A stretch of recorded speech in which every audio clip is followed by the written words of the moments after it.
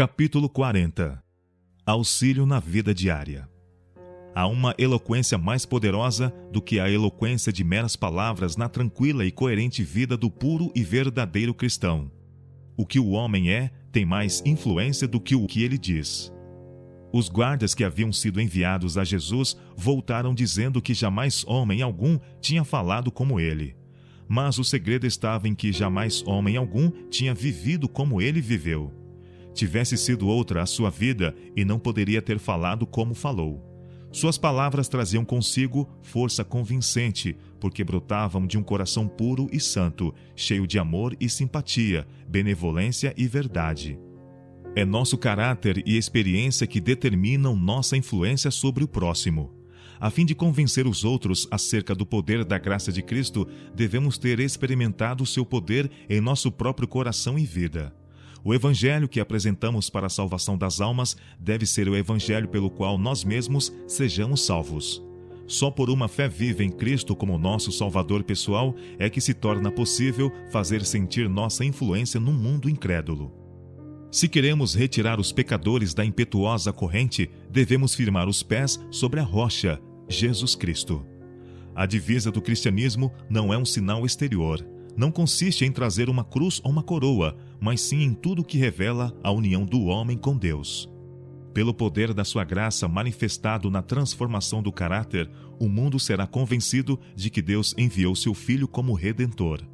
Nenhuma influência que possa rodear a alma tem mais poder do que a de uma vida abnegada. O mais forte argumento em favor do Evangelho é um cristão que sabe amar e é amável. Para viver tal vida, para exercer tal influência, requer-se, a cada passo, esforço abnegado e disciplina. É porque assim não compreendem que muitos tão facilmente desanimam na vida cristã. Muitos que sinceramente consagram a vida ao serviço de Deus ficam surpresos e desiludidos ao encontrar-se, como nunca, rodeados de obstáculos e assediados por provas e perplexidades. Oram para que seu caráter se assemelhem ao de Cristo e se tornem aptos para a obra do Senhor, e contudo são postos em circunstâncias que pareçam provocar toda a malícia de sua natureza. São-lhes reveladas faltas de cuja existência jamais haviam suspeitado. Como o Israel de outrora, perguntam: se Deus nos conduz, por que nos sucedem todas estas coisas? É justamente porque Deus os conduz que estas coisas lhes sucedem. As provas e obstáculos são os métodos de disciplina escolhidos pelo Senhor e as condições de bom êxito que nos apresenta. Ele, que lê o coração dos homens, conhece melhor do que eles mesmos o seu caráter. Vê que alguns têm faculdades e possibilidades que, bem dirigidas, podiam ser empregadas no avanço de sua obra. Em sua providência, Deus colocou estas pessoas em diferentes situações e variadas circunstâncias, a fim de que possam descobrir, em seu caráter, defeitos que a eles próprios estavam ocultos. Dá-lhes oportunidades de corrigirem tais defeitos e de se tornarem aptos para o servir. Permite por vezes que o fogo da aflição os assalte, a fim de que sejam purificados. O fato de sermos chamados a suportar a prova mostra que o Senhor Jesus vê em nós alguma coisa de precioso que deseja desenvolver. Se nada viesse em nós que pudesse glorificar seu nome, não desperdiçaria tempo a depurar-nos. Não lança pedra sem valor na sua fornalha. É o minério precioso que ele depura. O ferreiro põe o ferro e o aço no fogo, a fim de provar que qualidade de metais são. O Senhor permite que seus eleitos sejam postos na fornalha da aflição para lhes provar a têmpera e ver se podem ser formados para a sua obra. O oleiro toma o barro e molda-o segundo lhe apraz. Amassa-o e trabalha-o, divide-o e volta a juntá-lo. Umedece-o e depois seca-o. Deixa-o em seguida durante algum tempo sem lhe tocar. Quando está perfeitamente maleável, prossegue na tarefa de fazer dele um vaso. Molda-o numa forma, e alisa-o, e pule-o em volta. Seca-o ao sol, e coze-o no forno. Torna-se então um vaso apto para servir. Do mesmo modo, o Supremo Artista deseja moldar-nos e formar-nos, e como um barro está nas mãos do oleiro, assim estamos nós em suas mãos. Não procuremos fazer a obra do oleiro, compete-nos simplesmente deixar-nos moldar pelo Supremo Artífice. Amados, não estranheis a ardente prova que vem sobre vós, para vos tentar, como se coisa estranha vos acontecesse, mas alegrai-vos no fato de serdes participantes das aflições de Cristo, para que também na revelação da sua glória vos regozijeis e alegreis. 1 Pedro capítulo 4, versos 12 e 13. À plena luz do dia, e ouvindo a música de outras vozes, o pássaro engaiolado não aprenderá a canção que o dono procure ensinar-lhe. Aprende um fragmento desta, um trilo daquela, mas nunca uma melodia determinada e completa. Eis, porém, que o dono cobre a gaiola e a coloca onde o pássaro não ouvirá senão o canto que se lhe pretende ensinar. Nas trevas, o pássaro tenta de novo modular aquele canto, até que por fim o entoa em perfeita melodia. Pode então sair o pássaro da obscuridade e voltar à luz. Não esquecerá jamais a melodia que se lhe ensinou. É assim que Deus procede com seus filhos. Ele tem um canto para nos ensinar, e quando o houvermos aprendido no meio das sombras da aflição, poderemos cantá-lo para sempre. Muitos estão insatisfeitos com a sua profissão. Encontram-se talvez num meio incompatível. Seu tempo é ocupado em trabalho vulgar, quando seriam, pensam eles, competentes para responsabilidades mais elevadas. Por vezes, seus esforços parecem-lhes não apreciados ou estéreis, e o futuro apresenta-se-lhes incerto. Lembremo-nos de que nosso trabalho, ainda que não tenhamos escolhido, deve ser aceito como tendo sido escolhido por Deus para nós. Seja ele agradável ou não, temos obrigações de cumprir o dever que se nos apresenta. Tudo quanto te vier à mão para fazer, faze-o conforme as tuas forças, porque na sepultura, para onde tu vais, não há obra, nem indústria, nem ciência, nem sabedoria alguma. Eclesiastes capítulo 9, verso 10. Se o Senhor deseja que levemos uma mensagem a Nínive, não lhe será agradável que vamos a Jope ou a Cafarnaum. Ele tem motivos para nos enviar aonde nossos passos foram dirigidos. Talvez lá houvesse alguém em necessidade do auxílio que lhe poderíamos prestar. Ele que enviou Filipe ao ministro etíope, Pedro ao centurião romano e a menina israelita em auxílio de Naamã, o capitão sírio, envia hoje homens, mulheres e jovens como seus representantes àqueles que têm necessidade de ajuda e guia divinas. Nossos planos nem sempre são os planos de Deus. Ele pode ver que mais vale para nós e para sua causa recusar nossas melhores intenções, como fez no caso de Davi. Mas de uma coisa podemos estar certos, é de que abençoará e empregará no avanço de sua causa aqueles que sinceramente se consagram à sua glória com tudo o que possuem. Se vir que é melhor não atender os desejos, compensará a recusa dando-lhes provas de seu amor e confiando-lhes outro serviço.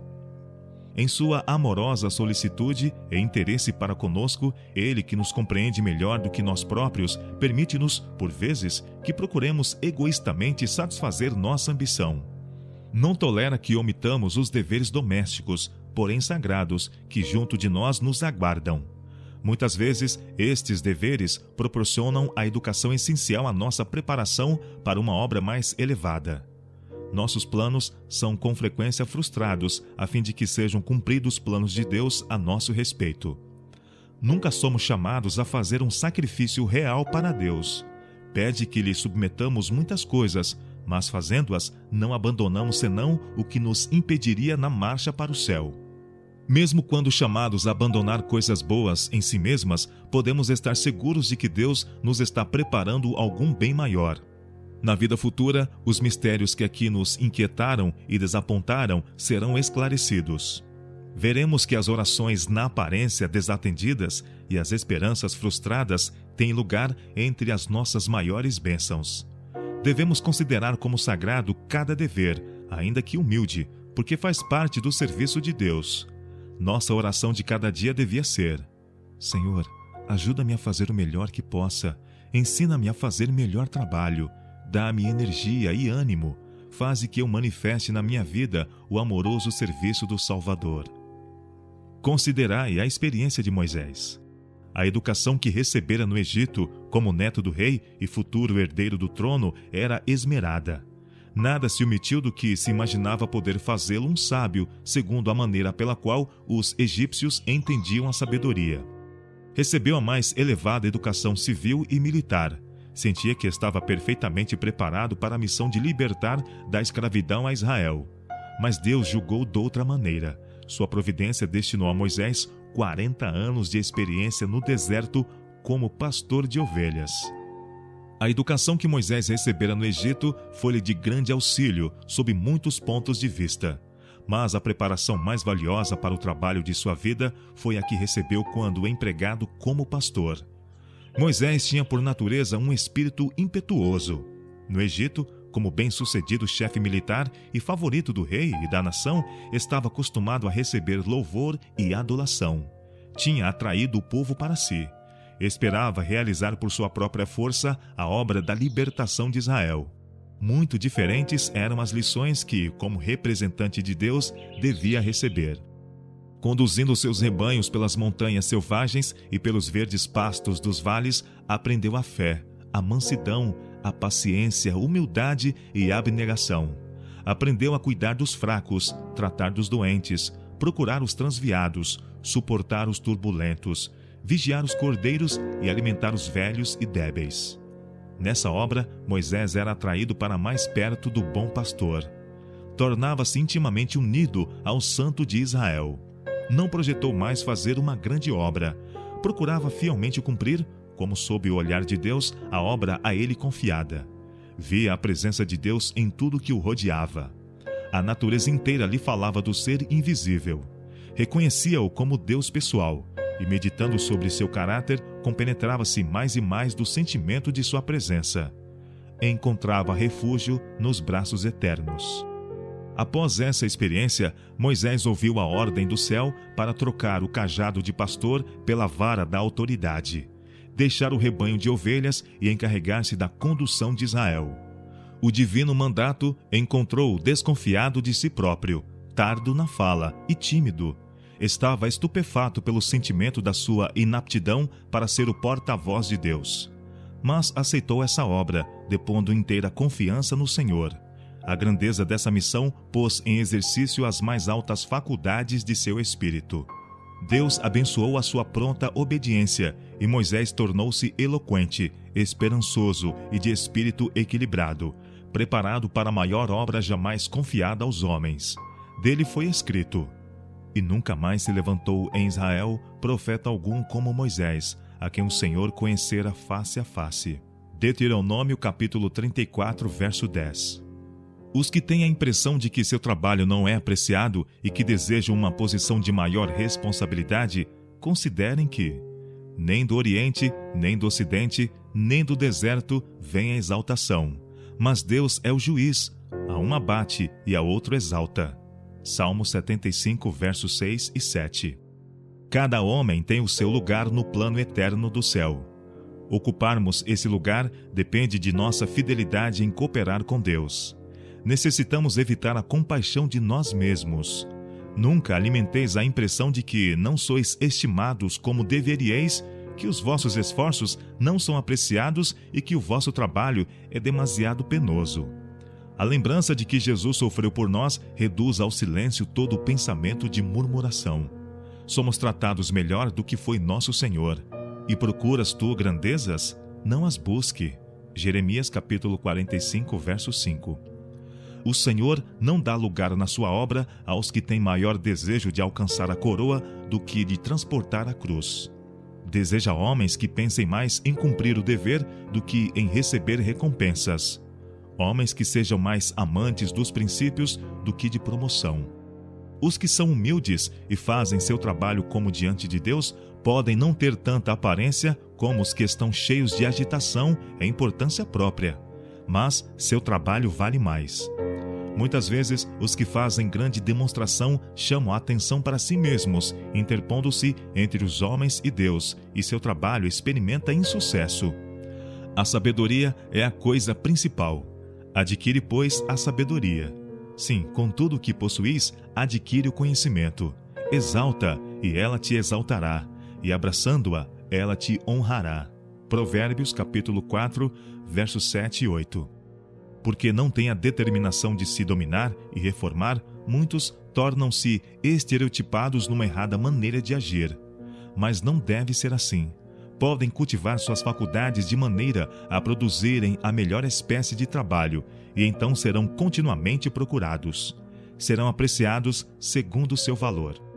Se alguns são classificados para uma posição mais alta, o Senhor deporá o fardo, não apenas sobre eles, mas sobre aqueles que o escolheram, que conhecem seu valor e que podem, com conhecimento de causa, incentivá-lo para a frente. São os que cumprem fielmente o trabalho que lhes é designado dia a dia, que na ocasião oportuna ouvirão de Deus. Sobe para mais alto. Enquanto os pastores estavam vigiando seus rebanhos nas colinas de Belém, os anjos do céu visitaram-nos. Da mesma sorte hoje, enquanto o humilde trabalhador por Deus cumpre seu trabalho, os anjos de Deus estão ao seu lado, ouvindo suas palavras, notando o modo como seu trabalho é feito, para ver se podem ser confiadas às suas mãos responsabilidades mais amplas. Não é pelas riquezas, educação ou posição que Deus avalia os homens. Avalia-os pela sua pureza de intenção e formosura de caráter. Olha para averiguar em que medida possuem o seu espírito e até que ponto sua vida revela semelhança com a sua. Para ser grande no reino de Deus, é preciso ser como criancinha, em humildade, simplicidade de fé e pureza de amor. Bem sabeis, disse Cristo, que pelos príncipes dos gentios são estes dominados e que os grandes exercem autoridade sobre eles. Não será assim entre vós, mas todo aquele que quiser entre vós fazer-se grande, seja vosso serviçal. Mateus capítulo 20, versos 25 e 26. Entre todos os dons que o céu pode conceder aos homens, a comunhão com Cristo em seus sofrimentos é o que traz maior peso de esperança e mais elevada honra. Nem Enoque, que foi trasladado ao céu, nem Elias, que subiu num carro de fogo, foram maiores nem mais honrados do que João Batista, que pereceu sozinho num cárcere. A vós vos foi concedido, em relação a Cristo, não somente crer nele, como também padecer por ele. Filipenses capítulo 1, verso 29. Muitos são incapazes de fazer planos definidos para o futuro. Sua vida é incerta. Não podem discernir o termo dos acontecimentos e isso enche-os por vezes de ansiedade e inquietação. Lembremos-nos de que a vida dos filhos de Deus no mundo é uma vida de peregrinos. Não temos sabedoria suficiente para planejar nossa vida. Não nos compete determinar o futuro. Pela fé, Abraão, sendo chamado, obedeceu, indo para um lugar que havia de receber por herança, e saiu, sem saber para onde ia. Hebreus capítulo 11, verso 8. Cristo, na sua vida sobre a terra, não fez planos para si mesmo. Aceitou os planos de Deus a seu respeito, e dia após dia o Pai lhes fazia conhecer. De tal maneira devíamos depender de Deus que nossa vida pudesse ser a simples realização de sua vontade. Confiando-lhe nossos caminhos, ele dirigirá nossos passos. Muitos, planejando um futuro brilhante, sofrem um desastre completo. Deixai que Deus faça os seus planos para vós. Como criancinhas, confiai-vos à guia daquele que guarda os pés dos seus santos. 1 Samuel capítulo 2, verso 9. Deus não conduz jamais seus filhos de maneira diferente da que eles escolheriam se pudesse ver o fim desde o princípio e discernir a glória do propósito que estão realizando como seus colaboradores. Quando Cristo chamou os discípulos para o seguirem, não lhes ofereceu nenhuma perspectiva sedutora nesta vida. Não lhes fez promessas de ganho, nem de honras mundanas, e eles, por sua vez, nada estipularam quanto ao que haviam de receber. A Mateus, quando estava sentado na alfândega, o Salvador disse: "Segue-me." E ele, deixando tudo, levantou-se e o seguiu. Lucas capítulo 5, versos 27 e 28. Mateus não pediu, antes de prestar seus serviços, um salário certo, igual à quantia recebida na sua precedente ocupação. Sem questionar nem hesitar, seguiu a Jesus. Bastava-lhe poder estar com o Salvador, a fim de ouvir suas palavras e de se unir à sua obra. O mesmo sucedera com os discípulos anteriormente chamados. Quando Jesus pediu a Pedro e seus companheiros que o seguissem, imediatamente abandonaram seus barcos e redes. Alguns desses discípulos tinham amigos que contavam com eles para sua subsistência, mas, quando receberam o convite do Salvador, não hesitaram nem inquiriram: "Como viverei e sustentarei minha família?" Foram obedientes ao chamado, e quando mais tarde Jesus lhes perguntou: Quando vos mandei sem bolsa, alforge ou sandálias, faltou-vos porventura alguma coisa? Eles responderam: nada. Lucas capítulo 22, verso 35. Hoje o Salvador chama-nos para a sua obra, como chamou Mateus e João e Pedro. Se nosso coração estiver tocado pelo seu amor, a questão da recompensa não será mais importante para o nosso espírito.